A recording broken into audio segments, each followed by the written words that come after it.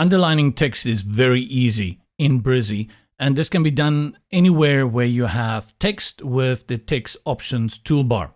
In this event here, I've got a normal text element with some text from Dracula, and let's say I want to highlight a little bit of text here and there.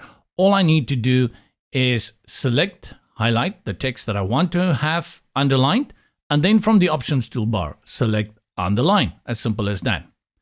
Now, with a graphic background, I wish I had a little bit more control over this underline, like I could do it in a separate color, and I could maybe increase the distance between the baseline of the letters and the line, but so be it.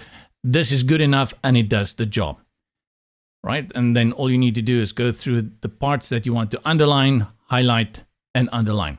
One thing to note though, as is with the text element in Brizy, that if you want the entire paragraph to be highlighted, all you need to do is simply click anywhere within the text and select Underline.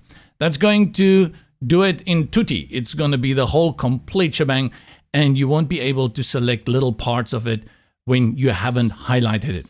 If you want to revert it to normal text, simply click on Underline again and it will go back, but you will lose those that you have underlined previously separately.